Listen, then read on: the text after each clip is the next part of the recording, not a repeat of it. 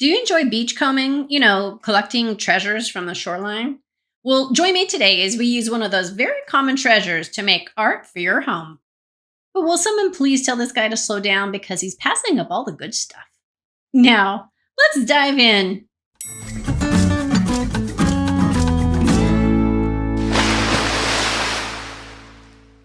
Welcome, SeaRoxxers. You wondering what that treasure is? Well, it's driftwood, of course. Today we're going to take a 12 by 12 board and create a beachy vibe. We're going to start with some modeling paste and sand from the Dollar Tree to give our background some texture.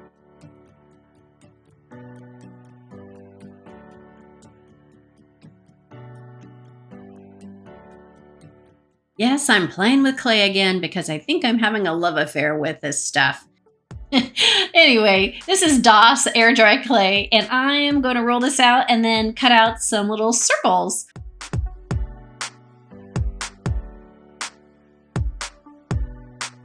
So to create the little discs that, like I did, you just pick these little circles up. You can put it in the palm of your hand, use your thumb, or you can use your fingers, and just kind of squish it out. And then you're going to use another clay tool if you want to. You don't have to. And it just gives it another kind of rounded shape. And then you're just going to let those dry.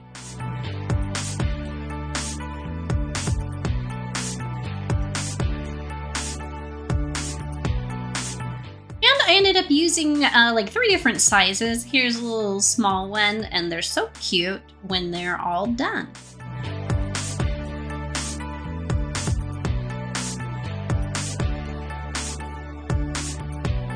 So this is pretty much what they're going to look like. Don't worry about those other things. But aren't they cute? And they're so versatile, and they could just be just about anything.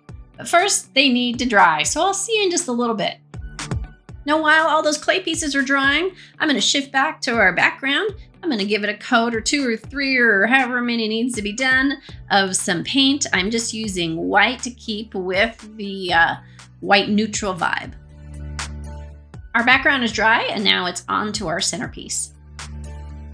So I laid out these pieces of driftwood. Yes, they're driftwood from the beach or a beach somewhere. I got them off of Etsy. I did not collect them myself. And I laid them out. I'm going to attach them with some modeling paste. And as you can see, they're taped and numbered so I don't lose track of where they go. Now, here's a little trick so that you get that modeling paste right where you want it and not everywhere, because a lot of times I don't like my glue or whatever I've attached it with to show. So I'm going to use a little sandwich bag and just spoon it into the corner, kind of like a piping bag. And then we'll cut the tip and pipe it right on the back of those pieces of driftwood. Now, here's a helpful hint for you. If you've got something like this where you have to line them all back up and you're not sure how to do that, start with the middle pieces, whether it's an odd number, even number, put them in the middle and then work your way out. Now, you may have already known that, but I feel better just for sharing that with you. Now we're ready to pipe that modeling paste on, and this is a very quick process, so have fun. I'd appreciate it if you splash that like button and click the bell if you're enjoying today's video.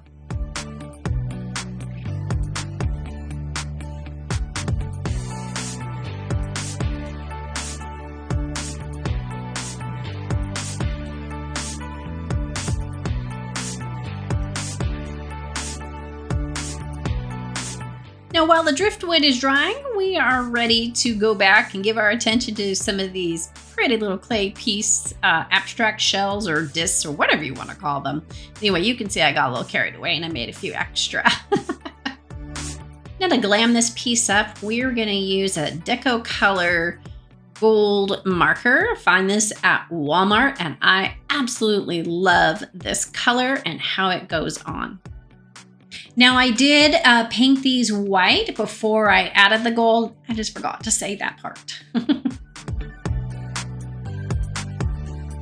Now, you think I would learn by now not to video the first one, but like maybe the 5th or 6th one, because I kept getting this all over my fingers. So I later used a tweezer to hold the darn little clay piece, and that was a game changer and much easier. So I suggest a tweezer to hold this with. To attach the clay pieces, I'm going to use a Liquitex matte gel medium, matte being the operative word. Because unless your background is glossy, you're not going to want your shiny adhesive showing through. At least that's my theory. So I'm using matte because my background is matte.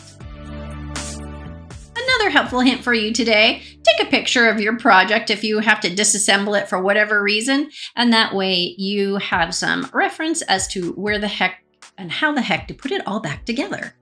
Now, I do have a warning for you. When you create a sculpture like this, where there's things sticking out on the front side, plan your hanger ahead of time. So whether do it before or know what kind of hanger you're going to do so you don't break off any of the pieces on the front. If you haven't already, go ahead and subscribe to the channel because what are you waiting for?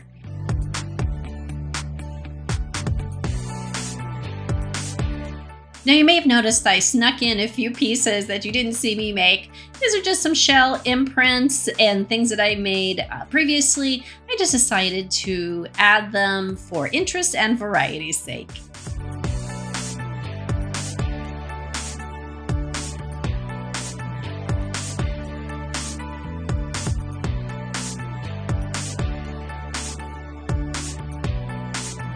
I added a few extra baubles, but our reveal is next.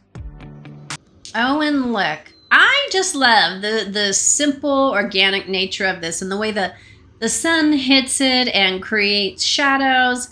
It really turned out to be one of my favorites. Very simple, very neutral. Hey, thanks for joining me today. I hope you enjoyed yourself and perhaps you're even inspired to try a piece of art with some driftwood or just some neutral art. I invite you to join the SeaRoxx family. Like, share, and subscribe with all your friends. It helps create more content and helps the algorithm, of course, for the channel. And don't forget, you can follow me on my other social media platforms. You can visit my website or my Etsy shop. Well, thanks for watching, and until next time, go beach or go home.